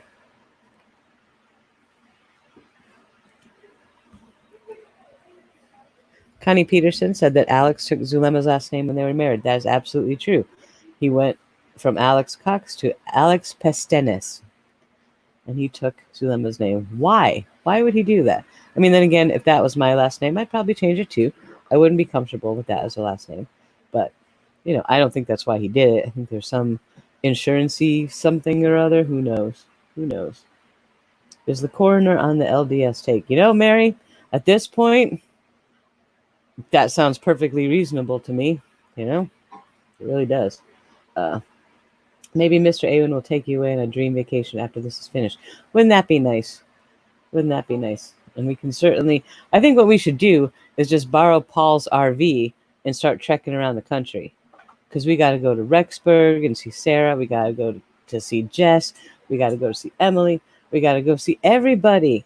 We have a road trip to go on. And then somehow we have to drive the RV to Ireland to go see Stormy. So that'll be tricky, but I'll figure it out. Maybe I will just use Chad's portal and pop over to Ireland. So if Chad can do it, so can I. Darn it. Yeah, that's the thing. That's portal everywhere. I cannot understand why an autopsy wasn't ordered by the ME for Tammy. I think the law in Idaho, I believe I read somewhere. No, I think I read this somewhere. That in some states it's mandatory for a sudden death in a apparently healthy person. But in Idaho, Chad would have had to request one, and he specifically did not request one, which is why they exhumed her on December 11th. And after they exhumed her on December 11th, on December 12th, Alex Cox Pestenis dies. That's a curious thing. That's a very curious thing. Yep, Emily, I'll pick you up and we'll all go on. That would be good. Namaste, Emily. Thank you for being here. And go enjoy that great grandson of yours. He is a cutie. Give him a smooch for me.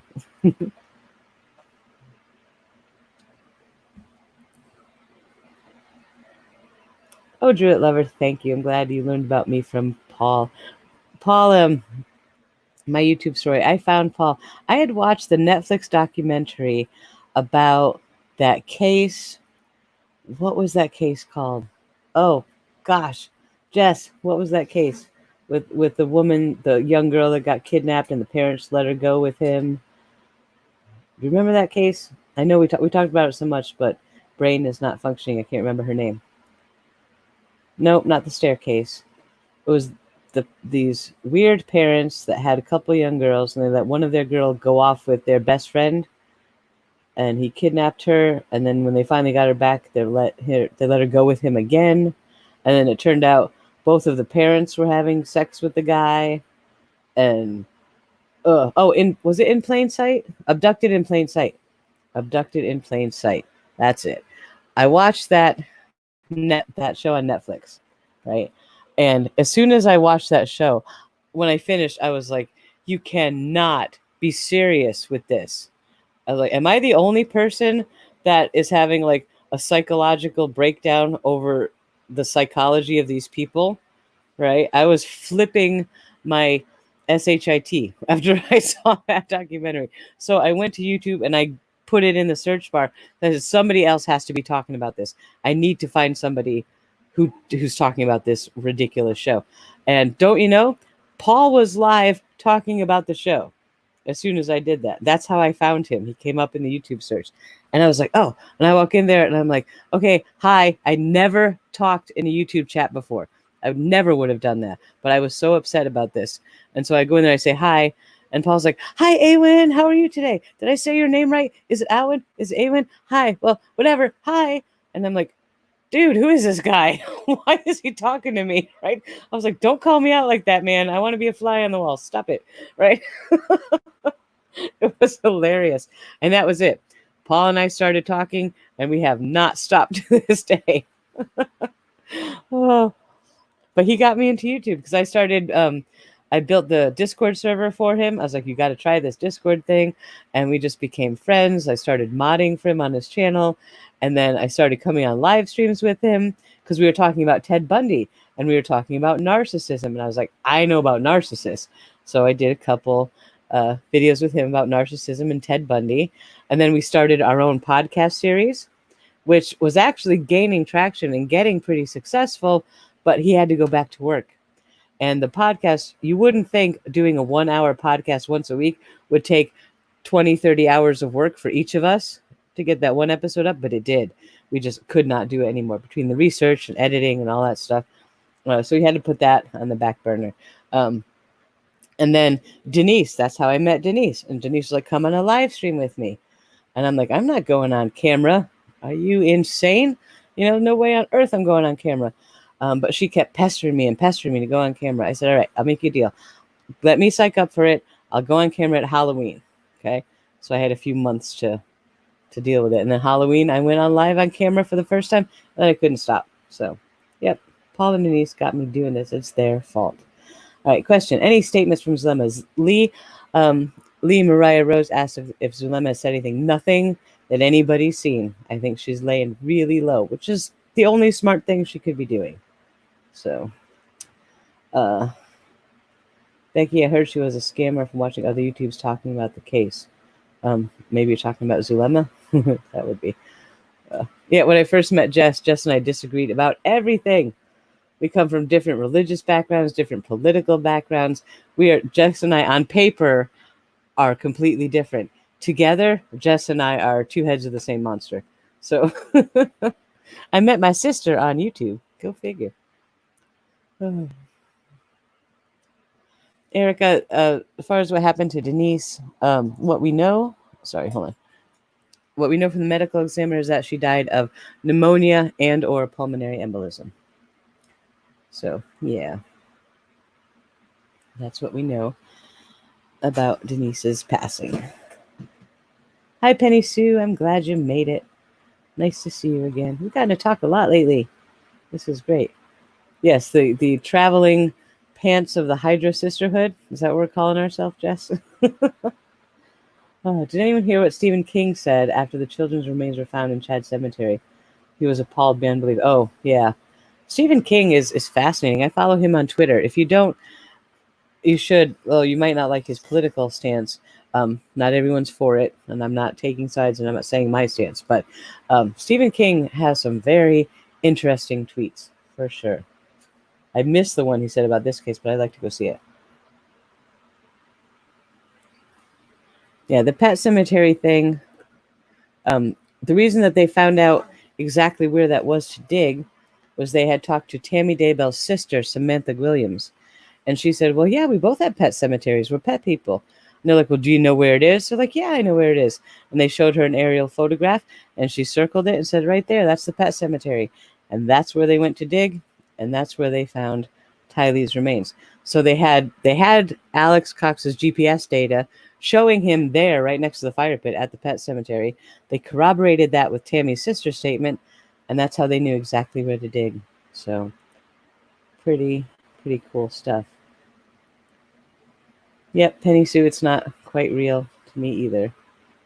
You know, thankfully I've had this case to dig into and stay focused on, which has really helped me deal with this the last couple weeks. So eventually it's going to come and bite me in the butt, and I'm going to have to turn around and face it, but I'm not ready yet. So I'm going to keep doing research and making videos. And that's all I can do. Yep, they had a whole bunch of bonfires. Although oddly enough, none of the reports of the bonfires line up with the 9th. So I don't know what that's all about, unless the neighbors are just confused. Do we find out when Melody is going back? No. Why is she going on TV? Because she's crazy. That woman does not know when to close her mouth. I think she's going back on TV similar to the reason she wrote the letter to Avow. She's trying to clear her name. She's trying to portray herself as a victim. She's trying to portray herself as a spiritual guru, to say, look at the amazing lesson I learned from this experience. You should learn from me. Let me teach you. You know, so she's doing it for her own crazy ego stuff. So a lot of blame. Oh yeah, they're probably going to try and blame the whole thing on Alex, but thankfully the police are too smart for that. That text that Chad sent to Tammy on the 9th, that's it right there. He's done. He is done. So go ahead and try and blame it on Alex and see how well that works out for you. That should work out about as well for Chad as his portals do. So he hasn't portaled himself out of jail, has he? You know, he's not going to portal himself out of a sentence by blaming it on Alex either. Yep, Stormy, very true. Stormy says that Melanie is trying to protect herself from the truth, but in the end, she's just going to expose herself. Absolutely, 100%. Yep, everyone was... So many people came to me. Lori flipped. Lori flipped. I'm like, no, she didn't. Yeah, Lori flipped. How do you know that? Well, someone said. Someone who? Well, someone who is a friend of somebody who's in the next jail cell. I'm like, right. Okay. Sure they did. I, from day one, said there's no way Lori would flip. No way on this earth Lori would do that, because she'd be incriminating herself, and, you know, she probably believes her craziness. But turns out, no, Lori did not flip. That's not where this information came from. So, I kind of thought Melanie Gibb might have talked. I really said maybe, but no, it was just really good police work. You know, although, yes, I'm yelling at the police for ignoring Charles and stuff like that, they found those kids through old-fashioned, really hard, boots-on-the-ground police work. And they did good. So, absolutely. What does Paul call the portals? The portal potties? That was funny. That was pretty funny. Portal potties. Yeah, they're going to blame it on the dead guy, and it's not going to work. Absolutely. Remember that right after, I think it was the day after Chad's hearing, after he was arrested, the state filed a motion with the court to appoint a special prosecutor for this case, which allows them to deal with the fact that it's in 2 different counties, Madison County and Fremont County, but also that gives the prosecutor the authority to investigate and prosecute cases that may arise out of this investigation. So that gives them a nice, good legal umbrella to go after the entire mess in one fell swoop. So I thought that was a good move. At least I think that's what it means. I'm not a lawyer. Don't come at me if I'm wrong. That's just my layman's understanding of what the special prosecutor is for. I already see the comments. That's not what a special prosecutor is for. You're so dumb. Whatever. Oh, I may be dumb, but I do my best, you know?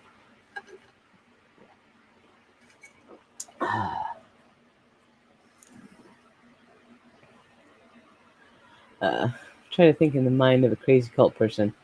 That would be good. I told you so. The world looks like it's ending. Yeah. And Lee, honestly, I don't believe in the end of days and all that stuff, but you got to admit that 2020 so far is shaping up to kind of make Chad and Lori look not so crazy. And isn't that awful? That is a horrible thing to admit, that a lot of what's happening now is feeding the end of the world extremist groups and that whole thinking, because this has been one heck of a year. I gotta say, if I ever thought the end times would be upon us, what's going on now kind of looks like it to me, in a very scary kind of way. Yeah. So there you go. Jess, I don't know if a special prosecutor means federal charges. I hope it does. I just, there's nothing good enough in this case. Life in prison is not good enough. Even the death penalty, which normally I am very opposed to, that's not good enough in this case. What would be good enough? I don't know. Short of becoming the monster that we wish to defeat, which is not the right course of action, there's nothing good enough in this case. So, as far as their punishment goes. Special prosecutor's office is crossing the T's and dotting the I's before they bring down the head. Yep. Yeah, a lot of people have asked me, how come we haven't seen any more charges? They can't do anything until they get the autopsy results. Absolutely, that's the first step. So they have to get that. I think that's coming. I would not be surprised if we get the manner and cause of death tomorrow. So be on the lookout. As soon as we get that, I'll go live and we'll talk about it. I expect that to be coming any day now. So, yeah. Let me get you another link to Denise's channel. Give me 1 second. The reason I'm not on camera is because my internet is super slow. It is so slow today. In my live this afternoon, it got all pixely and terrible because I do not have a lot of bandwidth right now. So trying to get that sorted out. Here is Denise's channel. There you go. And she has a very extensive playlist on this case and lots of other fun videos. So, of course, me being a little bit biased, I think every single one of her videos is worth watching.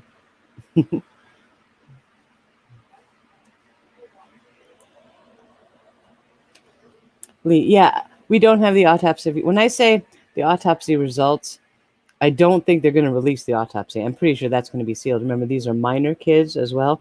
I believe JJ or Tylee had not yet turned 17 at the time when it appears that she died. So they were both minor children. Even if she was 17, she's technically still a minor. So I don't think they're going to release the autopsy results. However, they most likely will deliver the manner and cause of death, possibly. Or what we'll see if we don't get that is they will. Oh, that's right. She was emancipated. Yeah, from Charles or from Joseph or Charles or both. Oh my God, that's so confusing. Yeah, Tylee was an emancipated child, so she could get hands on, or so that Lori could get her hands on the money that was tied up in a trust fund for her from Joseph Ryan's death. What? Oh, my husband walks over to me and shows me his cell phone with a picture of a gallon of milk on it, and he's pointing to it and pointing to the door. I guess he's going to get milk. I know I'm a true crime detective super thinker, but you could just say I'm going to get milk. You done good. Bye. Anybody else need anything from the store? Give me a snack. Oh, goodness, that's funny. Yeah, but give me a snack. A snack. Well, a snack. Something sweet, because we don't have anything sweet. Because, yes, guys, I'm sorry, I'm not on my diet today. I am being one of those crazy 600-pound life people and eating away my emotions. Sorry. I'm sorry. I admit it. I'm throwing myself on you for your my confession time. I'm eating carbs, and I like it. Spill all the beans later. Yeah. The name of the Cushing. Her name is Annie Cushing. She's in that Facebook group, which I should link again, which I closed the link to. Annie Cushing, she is on Twitter. She is on Facebook. She has a website. I don't have all the links handy because I am a terrible YouTuber. I will get them all, and I'll put them in the description of my... Actually, it might be in the description. The description of most of my videos on this topic are Denise's descriptions, because she had links to everything. So I just put them in because those were the links she wanted you all to have. So I figured I should put them in there for you. Here, let's type this. This is the link to the Facebook group where Annie Cushing posts prolifically some amazing information. Okay. And I dropped that link with the caveat once again. That is a private Facebook group. If you are accepted into that group, that does not mean you are free to share the information posted there. All right, so please don't be sharing private posts in Discord or Reddit or anything like that. Some people do, and that's on them. Just don't let it be you. Let's be respectful to Annie's wishes. So, but that is, if you want to know some deep stuff about this case, that is the place to be. I will tell you that. Stephanie, is that your Facebook group? Really? Oh my God, I am like honored to pieces that you were here. That I have been singing the praises of that group. I have been yelling about people sharing the private posts because that irritated me beyond belief. So yeah, if you join that group, like I said, don't do that. Stephanie is one of the admins. Wow, I am so glad to have you here. Say hi to Stephanie. That is one of the best run groups. There's no baloney in there, okay? Somebody comes in and posts baloney, and that is dealt with immediately. So, like I said, if you want deep information about this case, that's where you want to be. Okay, so there you go. There's the link. Enjoy.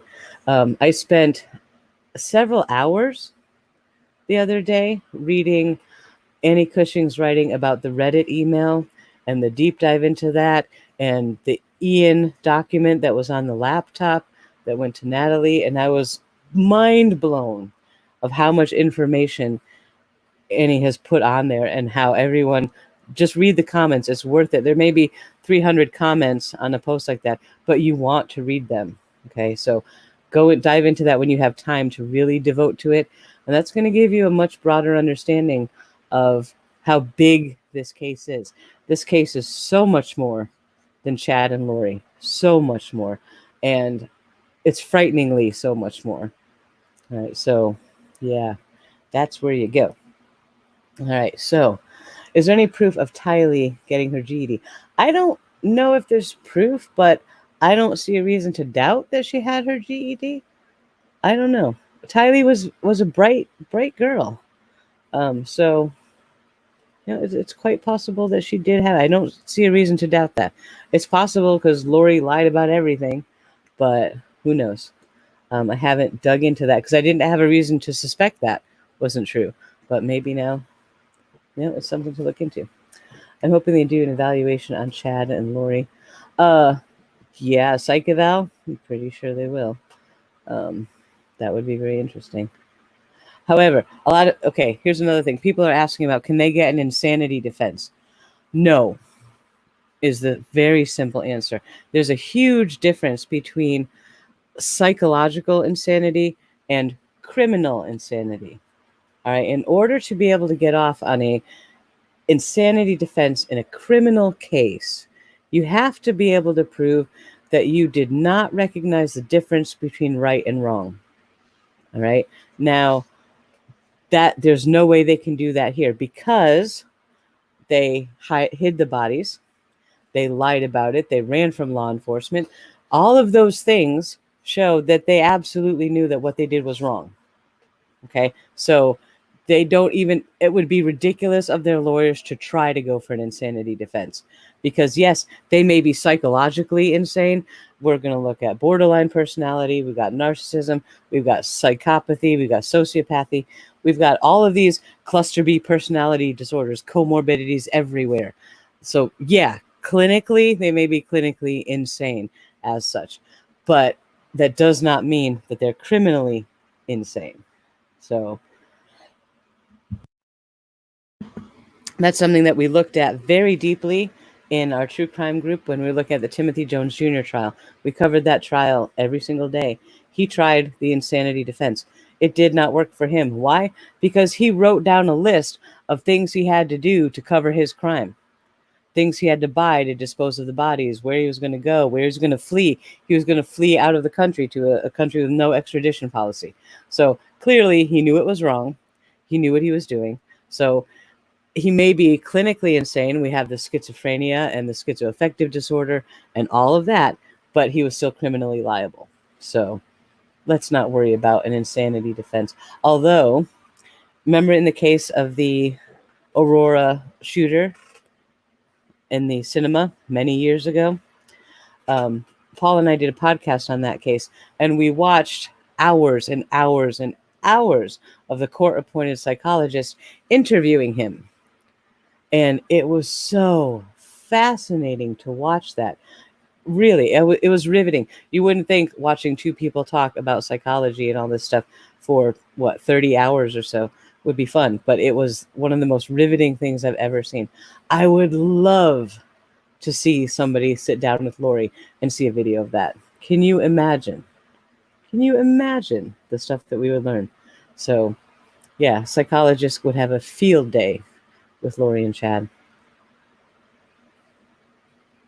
More Lori than Chad. Chad seems to be a very straight up cult leader type, narcissistic type, manipulator.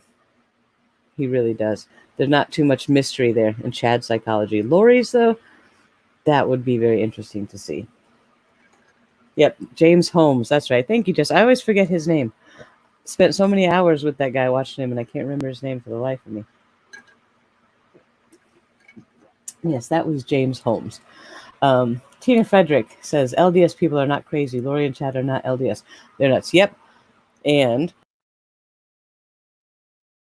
this is something I need to remind myself to say in every single video that I do. I want to make this point super clear. Not in a million years am I saying that Chad and Lori and their culty group were traditional mainstream Mormons. Okay? They were at one point in their life, and they went on the crazy train and completely off the deep end. Okay, to mix all my metaphors there. The stuff that Chad was talking about is not LDS doctrine. It is not accepted by the church. The church has disavowed them. So they are not Mormons. All right. So there you go. I'm not saying that at all. Unfortunately, we do have to look at Mormonism in a way as LDS relates to this case. But that doesn't mean that we're saying all Mormons are crazy or Mormons believe what Chad and Lori did, because they don't. So I just want that super clear. I've had a lot of people come for me since covering this case about that. But there you go. Their beliefs are based in the Mormon faith. Yes, they are. But they took those beliefs that they learned from mainstream Mormonism and twisted it into something very dark and ugly and scary and murderous. Chad was excommunicated for claiming he was a prophet. Yes, he was, as far as I believe. I haven't seen paperwork that proves that, but I believe that he was actually excommunicated from the police. From the police? From the church. Oh, it has been a long week, folks. I tell you what. But the Manson family, people get the death penalty, but then the law changed and they got life. And Jess says, nope, the Mansons were offered parole multiple times. Yeah, Chad said he was a prophet. Now, in actual Mormon doctrine, in the Mormon church, yes, there are prophets. Okay, and this is a very confusing point. Mormonism seems to espouse the idea of prophecy. However, the only people allowed to prophesy as a verb are the actual church elders, the prophets of the church. If you're not appointed a prophet as a church, you're not supposed to be out there giving your prophecies. right? But that was Chad was doing, and so he was excommunicated for that, which was, that was kind of a big deal. You have to remember Chad's history with the church. He was an extremely successful missionary, extremely successful. He was very, very well loved in the church. His peers thought they likened him to what, James from the Bible or something like that. They adored him, and they thought he was, an up and coming leader in the church. And then he went crazy and gets excommunicated. So that's kind of a big deal. But what he said was such an affront to the church that they said, you're out. And that was the end of him. Now, when Chad says that, he was a member of the Mormon priesthood, he's a Melchizedek priest and all this stuff, I don't have any hard information, but I don't think that came from the church. I don't think the church performed that ritual for him to grant him that priesthood. He says that Peter and James and John gave it to him or something like that in a vision in the woods. So, Chad can claim that all he wants, but if it didn't come from the church itself, it is not true. So paperwork can be found as to that? I don't know if there's paperwork that can be found. I certainly don't think the church would make a lot of that public. I have a sneaky feeling that's not something we're going to get our hands on. But as far as it's known, he was excommunicated. He was shunned. Chad should get the harshest punishment. I agree. Who thinks Alex was murdered? I'll raise my hand on that. Murdered or intentionally committed suicide. I think Alex, if he was asked to by Lori and Chad, he would have killed himself. I think he was that much of a whatever. But I think he was murdered. His death is frighteningly similar to Tammy's. So, Jenny, David Koреш's beliefs are based on Christianity. And no, I will similarly not say all Christians are crazy. And nobody should.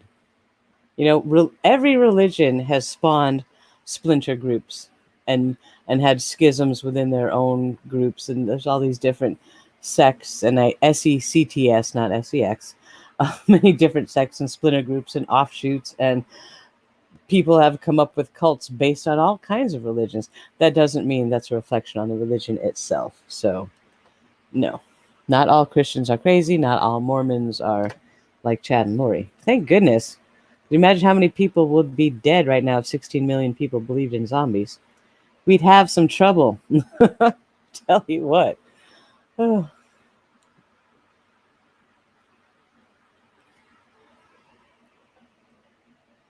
Nothing that Chad and Lori believe is part of the LDS Church. Well, that's not entirely true. Chad's later teachings were off the charts. But their base of beliefs, they pulled from Mormonism. But that doesn't mean that anything they taught in certainly the last 4 or 5 years, anything in Chad's books or their podcasts is LDS doctrine. It is not. It is not. But they did believe in the creation story with Joseph Smith and Moroni, and they believed in, all of that basic stuff, but they took that and warped it into something unrecognizable.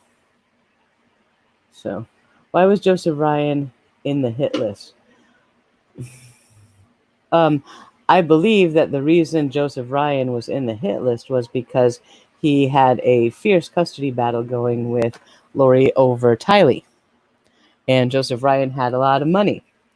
And there were life insurance policies to be gained and such. So that's why I think Joseph Ryan ended up passed away.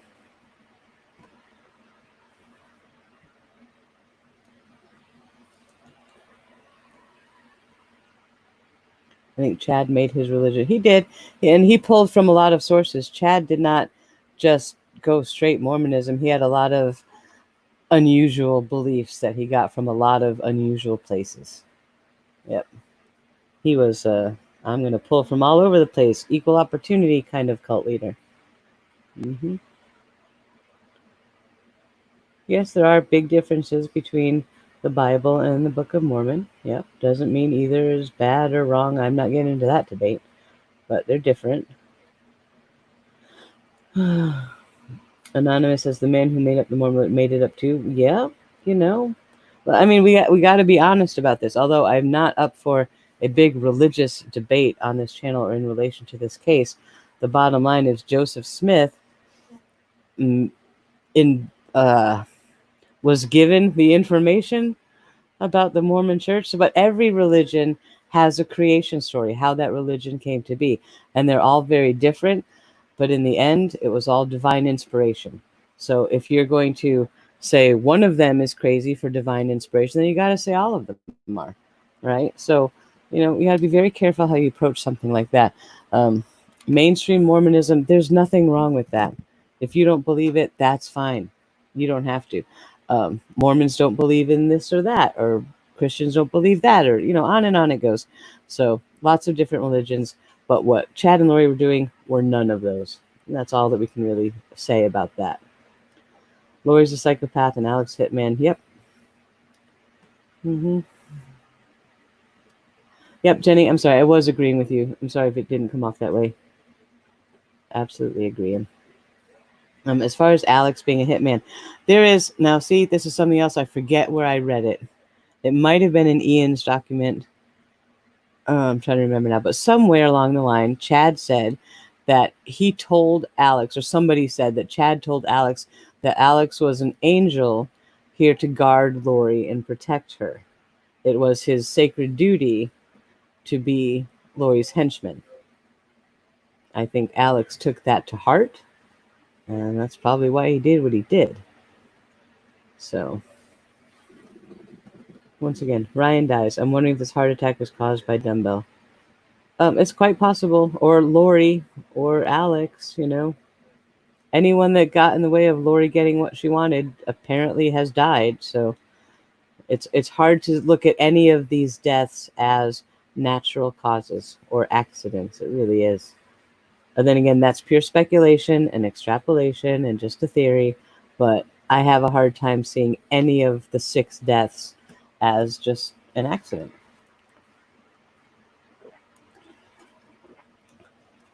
Yep, Lee, I agree with you. Lee says that Mormons are some of the nicest people she's ever met. When I was very little, my mother was in the Mormon church for about 8 years, and she said even though she didn't agree with their teachings or believe in their doctrine so much, she was hesitant to leave the church because the people were the nicest people she had ever met in her life. She adored the people in her women's group and the church meetings and all of that stuff. And she didn't want to leave them, but she just couldn't have subscribed to the philosophy. So she ended up leaving. But yeah. And that's an important thing to remember. So that's what I think about Mormonism. Lori would get an insurance policy on Chad if they were still out of jail. My goodness. Kathy says Lori's the center of all the murders and or deaths. She is certainly the common denominator. Every single person that was murdered had a direct connection to Lori, and Chad only through Lori. So that's a thing. It absolutely is. Chad filled Alex's head with all kinds of crazy stuff. Yeah, he did. Yep, Alex was the protector. Anyone that upset Lori, and even let's look at Brandon Boudreaux. Somebody shot at Brandon Boudreaux. General theory is that was Alex because Brandon identified the Jeep as the Jeep that was owned by Charles before Charles died and then was passed on to Tylee. And when Brandon was shot at, Tylee was already passed away. So who had the Jeep? Alex. So there you go.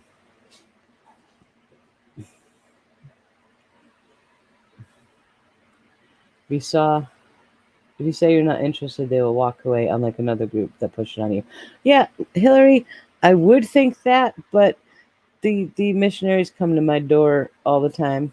And as much as I tell them I'm not interested, they keep showing up. But I'm very nice to them. Sometimes they even come in and we'll sit down and just have a good theological debate, which they don't generally appreciate my opinions, but they listen, and that's nice. I take that rather kindly. So they're very nice. You want to hear a scary story about religious people knocking on your door? I live here in Texas, and we have something called the Steadfast Baptist Church. And if any of y'all in here are members of the Steadfast Baptist Church, you can just unsub, please.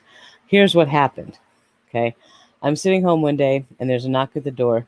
My daughter, she was 23, so it's not like she was a little kid. She goes to open the door, right? And I hear her talking. I'm like, what? And she's like, no, sorry, no, I'm sorry. And so I'm like, okay, that's a problem. So I get up and I go in there to see what on earth is going on. And there's this guy standing there in a nice shirt and tie, and a couple little kids standing behind him, and another guy off to the other side. And I'm like, can I help you? He says, hi, I'm here from the Steadfast Baptist Church, and we've come to save you. Nah, nah, nah. I'm like, no, thank you. We don't do that here. Right? And I go to close the door. But he puts his foot in the doorway as I'm trying to close the door, so I couldn't close the door. Now, as someone who has escaped from an abusive relationship and has PTSD, that was not a good idea. That was not a good idea. This is also Texas, and castle doctrine applies, right? So my brain is going to, oh, hell no, you didn't just do that, right? So I pull the door back a little bit, and I slam it on his foot. I'm like, buddy, I will break your foot in two. Get away from me, right? I was freaked out.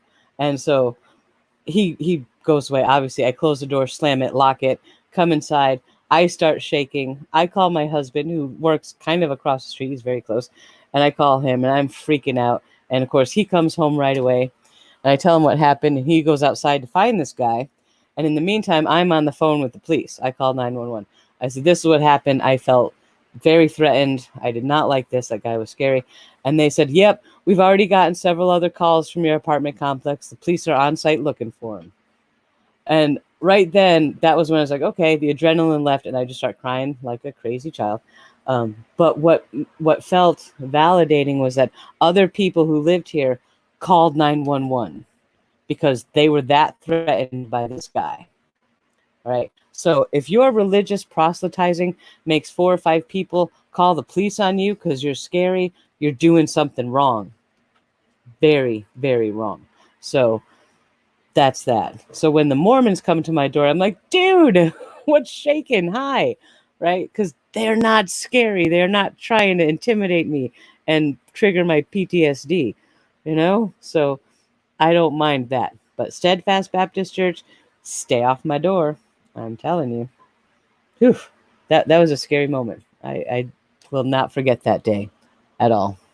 And the Steadfast Baptist Church, when I looked them up after that, they are listed as a hate group by the Southern Poverty Law Center. So I wasn't crazy. My gut instinct flipped out for good reason. So there you go.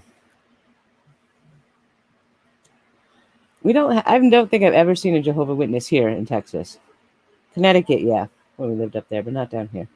But yeah, I don't like religious extremism. I really don't. Oh, boy. But yeah, I guess that's it. Guys, I have been here for 2 hours, plus another hour with Paul, plus a couple hours this afternoon. I've been talking to you guys all day. I'm talking your ears off. So I got to go because it's Father's Day. I'm going to spend some more time with my husband because he's a good guy.